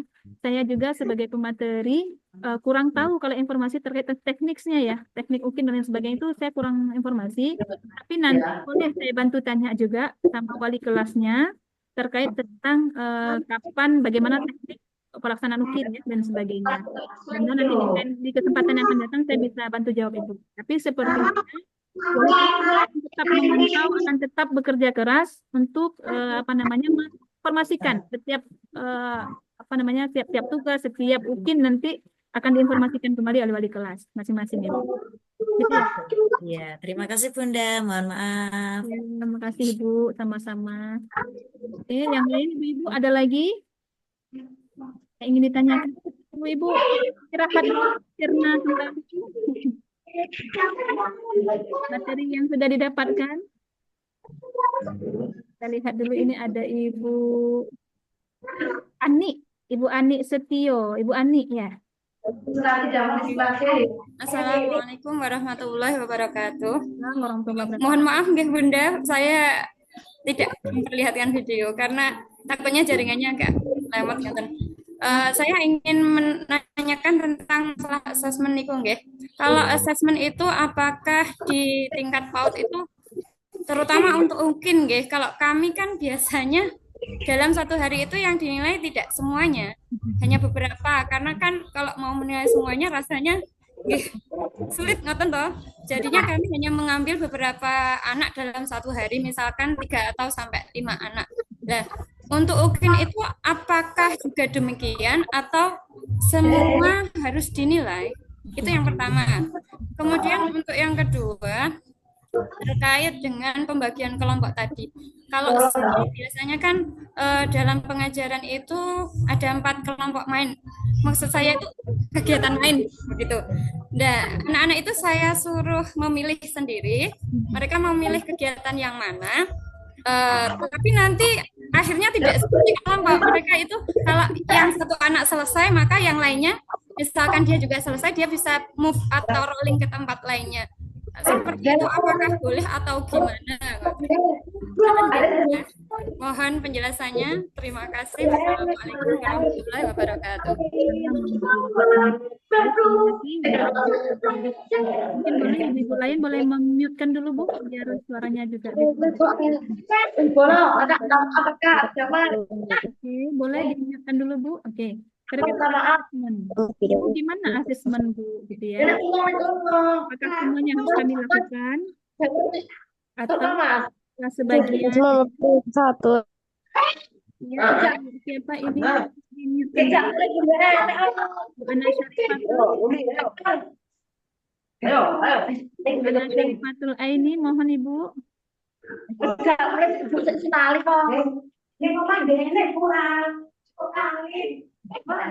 Bu Ana Syarifatul, mungkin boleh Ibu di-mute-kan dulu.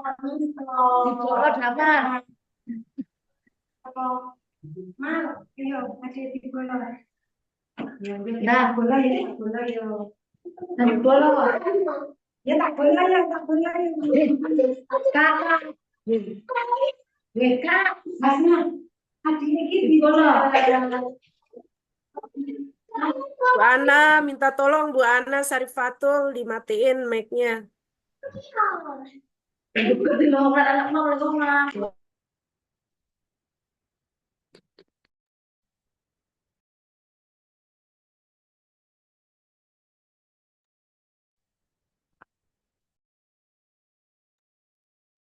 Oke, baik. Tadi sudah saya bantu ya untuk memute-kan Ibu Ana.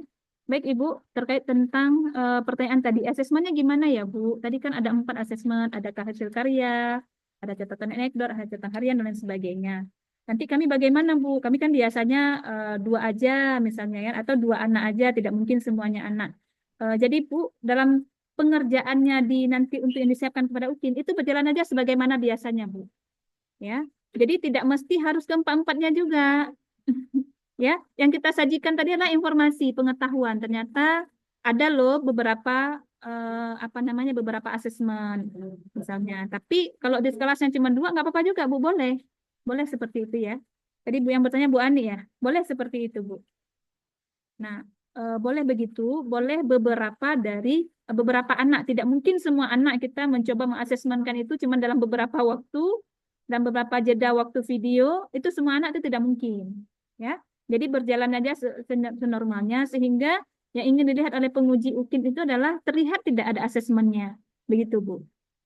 Ya Bu Ani ya, jadi tidak perlu khawatir harus sesuai dengan tekniknya dan sebagainya. Nah kemudian tadi pertanyaan kedua terkait tentang 4 jenis main, 4 kegiatan main sudah ada Bu, kami sudah mengaturnya. Cuman di dalam pengerjaan teknisnya juga, apakah anak yang membebaskan memilih sendiri kegiatan main atau kami tuntun misalnya dan sebagainya, ya. Nah, kalau dalam kurikulum Merdeka memang ada bahasa dari Bu Guru. Silahkan anak-anak memilih sendiri mana permainan yang diinginkan, begitu ya Bu. Namun keadaan di TK itu kan tidak seindah yang sebagaimana teori ya. Ketika kita bilang seperti itu, berbondong-bondong anak maunya misalnya hal yang paling unik hari itu kan gitu ya Bu ya. Sehingga yang biasa-biasa itu nggak ada lagi. Maka peran guru di situ boleh menuntun, Bu. Boleh menuntun. Misalnya kelompok ini bermain ke sini dulu ya, nanti kita rolling, boleh.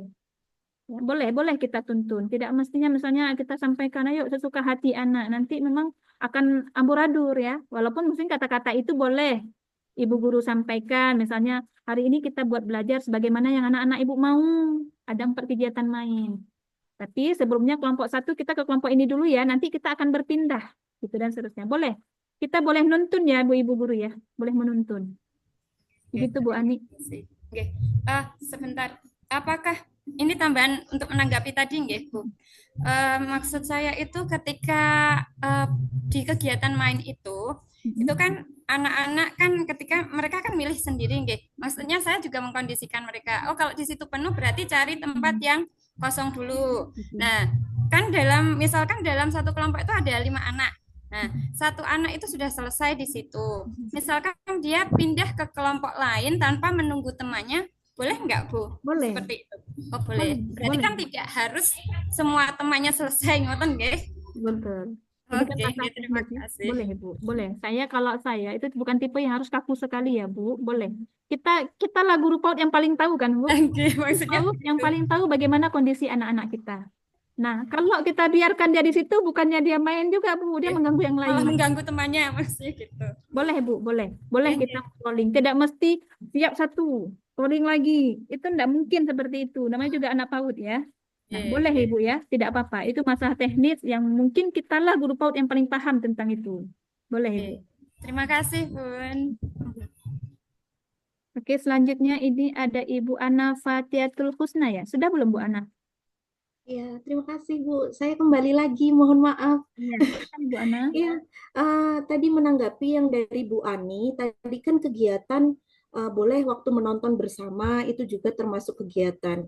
Nah, untuk penulisan di modul ajar, apakah itu juga bisa dimasukkan semuanya di kegiatan inti atau bisa dimasukkan di kegiatan pembuka, terus untuk bermain juga kembali lagi di kegiatan di akhir untuk apa itu mengulang lagi seperti itu maksud saya itu apakah hanya semuanya itu empat-empatnya itu dimasukkan ke kegiatan inti semuanya untuk penulisan di modul ajar. Iya. Baik Ibu, untuk penulisan di modul ajar kita tuliskan Ibu 4 kegiatan itu. Semuanya di kegiatan inti Bunda ya? Ya. Kecuali ya Bu, ada kegiatan-kegiatan yang sudah sesuai dengan SOP sekolah. Misal ya Bu, sekolah tersebut SOP-nya memang sebelum belajar literasi dulu. Mereka membaca dulu buku misalnya. Maka itu tidak masuk dalam kegiatan inti, dia itu SOP sekolah. Kegiatan inti adalah kegiatan yang memang kita rancang sesuai dengan tema.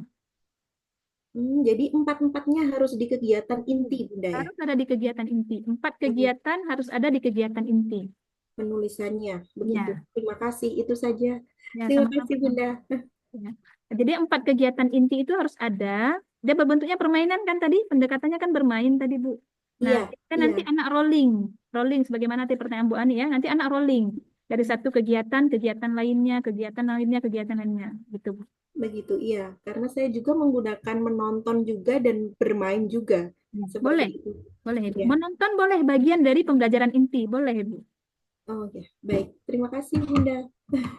Mohon maaf. Silahkan Bu. Oke, selanjutnya Ibu Ana Nurhayati ya. Silakan Bu Ana.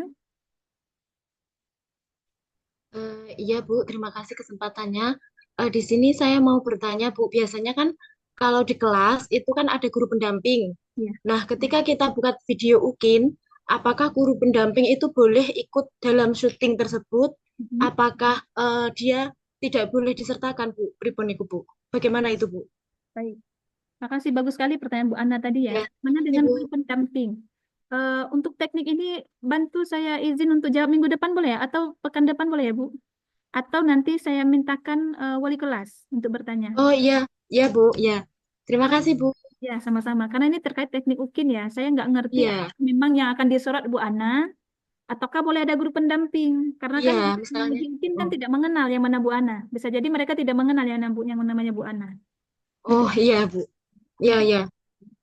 Tapi memang idealnya kan di TK memang harus ada guru pendamping. 15 anak dengan 2 guru kan. Begitu ya. Idealnya satu kelas 15 anak dengan 2 guru. Satu guru utama, satu guru pendamping.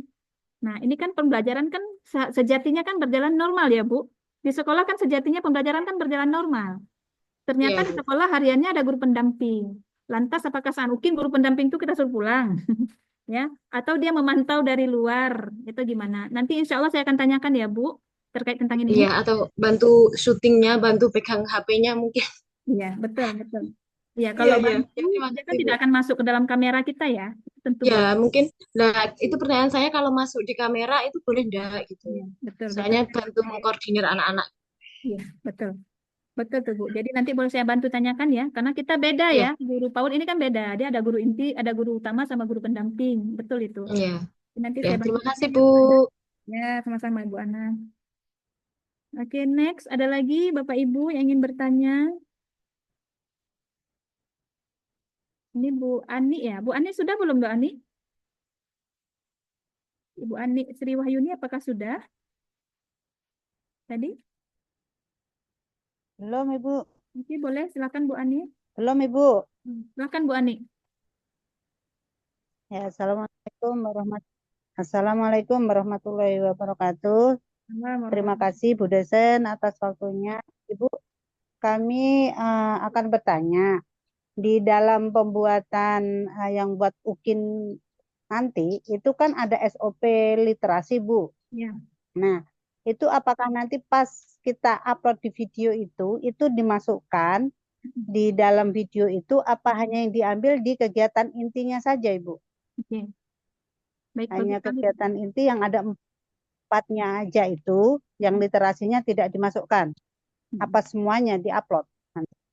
Terima kasih, Bu. Baik, itu aja pertanyaan. Baik, bagus sekali pertanyaan Bu Ani Assalamualaikum ya. warahmatullahi wabarakatuh. Assalamualaikum warahmatullahi wabarakatuh. Saya Ya. senang ya, Ibu-ibu sudah mulai bertanya terkait tentang teknik UKIN ya. Ternyata sudah sangat siap ya. Ya, Ibu, kami cuma mau lulus gitu ya. Bu, hati kami mau lulus gitu. Siap, Kami Bu. sudah Pengennya yang cepat terbaik. lulus. Cepat lulus, cepat selesai, Bu. Iya, betul Ibu. Berapa lama lagi kita, Bu, PPG ini? Berapa bulan lagi? 2 minggu Masih lagi. setengah bulan, Masih Bu. ada setengah bulanan lah, Bu. Setengah bulanan lagi ya. Memang Masya Allah ya, pagi kita mengajar, siangnya kita PPG ya, malamnya kita beristirahat, besoknya pagi lagi gitu ya. Malamnya ngerjain tugas, Bu. Ya, malamnya kerjain tugas ya. Ya, kita nikmati ya Bapak Ibu ya. Karena sekarang belakangan saya juga baru tahu ternyata PPG yang ikut mandiri itu lumayan ya Bu, 10 juta ya pribadi ya ke depan ya. Dan kita alhamdulillah karena kita udah guru PAUD, alhamdulillah kita diizinkan oleh pemerintah gitu ya. Nah, tadi terkait tentang dalam UKIN itu ada literasi ya. Apakah itu termasuk ke dalam 4 kegiatan inti atau dia itu masing-masing? Sepengetahuan saya nampaknya itu 2 hal yang berbeda Ibu Ani. Karena memang kalau pembelajaran inti itu sesuai dengan tema, sementara literasi itu harapan dari video UKIN ini diharapkan bahwasanya sekolah sebelum memulai pembelajaran itu ada literasi terlebih dahulu. Makanya tadi harus ada pojok baca misalnya gitu Bu Ani. Jadi sepengetahuan saya nampaknya itu ada 2 hal yang berbeda. Ibu Ani harus upload yang literasi secara pribadi, demikian juga yang kegiatan inti itu lain halnya lagi. Begitu Bu Ani. Namun kepastiannya, karena ini terkait teknik UKIN ya, kami belum dapat informasi pasti, tapi saya akan tanyakan lagi nanti kepada wali kelasnya masing-masing terkait teknik ini. Jadi maka bagus juga ibu-ibu mulai bertanya terkait tentang teknik ini ya. Jadi saya bisa bertanya nanti bagaimana tentang teknik UKIN ini nanti. Begitu ya Bu Ani? Ibu. Ya. Baik, Ibu. Ibu, mohon maaf, berarti kita membuat videonya itu bisa kita cut ya, Bu ya? Untuk Iya. yang literasi kita cut. Kan itu biasanya kalau literasi pagi kita kan membaca tuh di ruangan. Setelah itu kan masuk baris berbaris kan kita di luar. Betul. Nah, baru inti kita masuk lagi. Berarti kita cut, baru kita ke inti gitu ya, Bu ya? Betul, Ibu. Boleh? Seperti itu boleh, Bu, sepengetahuan saya. Tapi nanti pastinya juga sudah menjadi catatan saya untuk bertanya kembali nanti, Bu ya. Karena kan literasi itu kan bagian penting dari UKIN itu tadi ya. Ada ditanyakan, itu bagian penting dari UKIN ya. Ya, baik Ibu. Baik, Terima Bu kasih Ani. banyak Ibu Sama Ibu Ani. penjelasannya. Selanjutnya ini ada Ibu Anida Khairia. Silakan Bu Anida. Assalamualaikum Ibu, terima kasih untuk kesempatannya. Sepertinya saya tadi banyak mendengar curhatan ibu-ibu seputar UKIN, tapi ini yang saya tanyakan untuk persiapan UP, karena Ibu tadi sudah memberikan banyak materi kepada kami, terima kasih. Yang ingin saya sampaikan Bu, dan saya tanyakan, kemarin itu saya sempat mempelajari salah satu contoh soal UP ya Bu, tentu saja dari materi ini. Pada pilihan ganda itu ada sesi soal yang hanya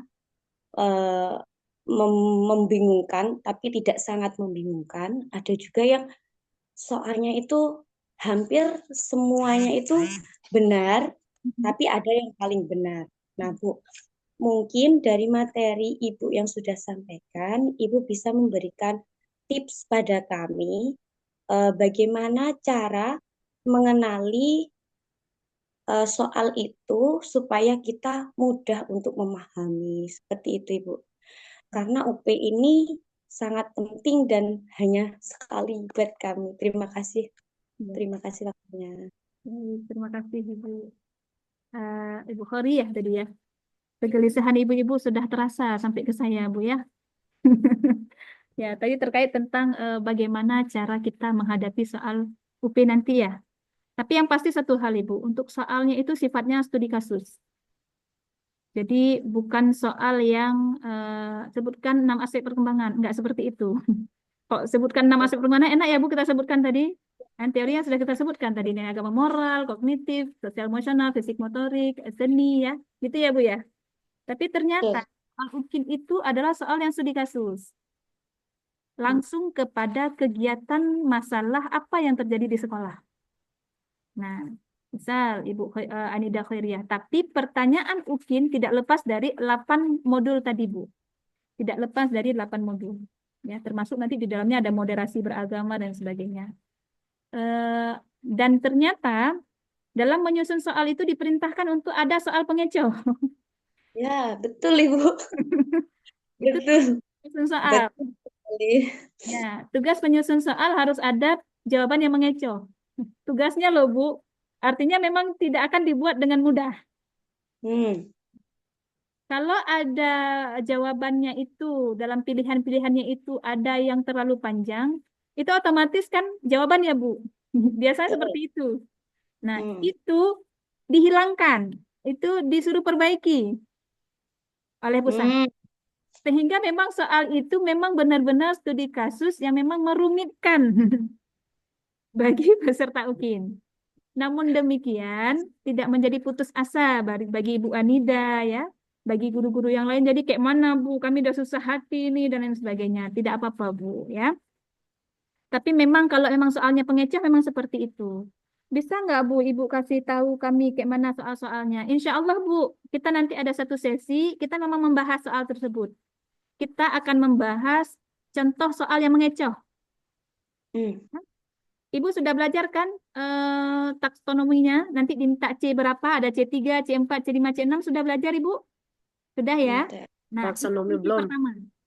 Saya boleh kasih kisi-kisinya dulu. Itu kunci pertama yang harus Ibu tahu. Kalau misalnya kuncinya diminta menerapkan, maka jawaban yang kira-kira jawabannya penerapan. Jangan lagi sifatnya teori.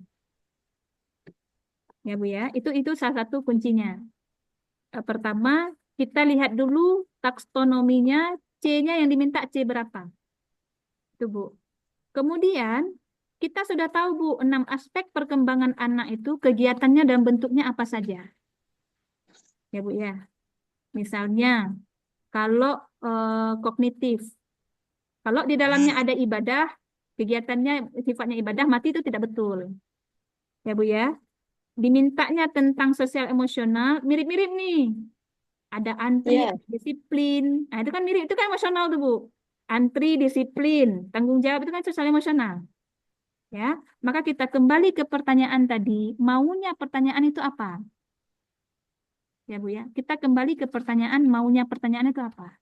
Gitu. Ya. Tapi Ibu Anida jangan khawatir, Bu. Insya Allah hari Rabu ya, kita ada satu materi tentang bedah soal-soal UKIN. Insya Allah bedah soal, kita akan nggak bedah semuanya, tapi kita akan ambil contoh satu. Kita akan ambil contoh satu, kita akan bacakan soalnya, kita akan lihat bagaimana pengecohnya, Bu. Ya, Bu Anida ya. Mudah-mudahan ibu-ibu bersabar ya. Insya Allah akan ada momen kita akan bedah soalnya. Karena yang penting itu ya, Bu Anida ya. Betul. Kami cuma sekali, yang penting itu loh, Bu. Insya Allah, Bu. Ya. Tapi hari ini kita cuma mau menguatkan materi yang sudah ibu-ibu pelajari selama setengah bulan yang lalu terkait tentang modul 8 modul di dalam profesional ini. Masih ada satu lagi kan Bu, pedagogik kan? Masih ada satu pedagogik lagi. Ini ibu-ibu kan aktif terus dari hari Senin, Selasa sampai tanggal 10 nanti, betul ya? Betul ya? Hari ini begini terus. Insya Allah mudah-mudahan nanti jumpanya dengan saya. Kalaupun bukan dengan saya, ada guru lain nanti akan membahas tentang soal ini. Karena dia ada dalam materi kita. Dalam materi kita ada bedah soal nanti. Apakah itu hari kedua, apa ketiga, apa gitu ya Ibu Anida ya. Mohon bersabar ya Bu Anida. Tapi kuncinya tadi yang pasti soalnya studi kasus. Dan tidak lari dari 8 modul tadi. Begitu Bu Anida, mudah-mudahan bisa dipahami. Terima kasih Bu. Sama Ibu. Baik ya, ibu-ibu semuanya yang dirahmati Allah. Waktu kita tinggal 4 menit lagi. Saya rasa kita bisa closing ya. Kita bisa istirahat. Ibu-ibu juga perlu istirahat juga kan Bu ya. Nah, insya Allah sehat ya Bu. 5 hari lagi. Amin. 5 hari lagi ya Bu. Amin. Mohon Amin. doanya Ibu, semoga lancar Hari ini semuanya. untuk inkubasi ya. Nanti udah mulai tryout sampai nanti apa namanya ikut ujian UKIT-nya. Nah, saya berharap ya ibu-ibu sehat. Yang paling penting sehat Ibu. Ya, kalau nggak sehat apapun dikerjakan kan bingung ya. Apalagi kalau kita yang sudah sepuh ini. Jangan stres. Ya, insya Allah pasti Allah mudahkan dan pasti Allah luluskan semuanya. Khususnya yang di ruangan UKIT. Amin, amin ya rabbal alamin. Oke, baik Ibu, saya mohon maaf jika dalam penyampaiannya ada yang kurang jelas. Tadi beberapa pertanyaan dari Ibu Anik, dari Ibu Khairiyah tadi ya, ada beberapa pertanyaan sudah saya catat. Insya Allah nanti saya akan sampaikan. Termasuk nanti mungkin kalaupun tidak saya di kelas Ibu, saya minta nanti siapa pembicaranya atau siapa pematerinya, atau nanti saya akan ke kelas 1 mungkin ya. Saya nanti beralih ke kelas 1 untuk menyampaikan nih jawaban-jawaban yang dari segi teknik mungkin yang disampaikan tadi, ditanyakan oleh Ibu tadi. Karena sejatinya kami adalah pemateri ya Bu, tidak mengerti betul terkait teknik UKIN. Tapi tidak apa-apa, pertanyaannya sudah saya tampung dan saya akan tanyakan insya Allah. Baik Ibu, mohon maaf atas segala kekurangan. Kita padai pertemuan hari ini dengan kafaratul majelis. Bismillahirrahmanirrahim. Subhanakallahumma wa bihamdika. Asyhadu an la Asyhadu an ilaha la ilaha illa anta astaghfiruka wa atubu ilaik. Atas segala kekurangan, saya akhiri. Assalamualaikum warahmatullahi wabarakatuh. Waalaikumsalam warahmatullahi wabarakatuh. Terima kasih Bu. Terima kasih Bunda. Diskusi.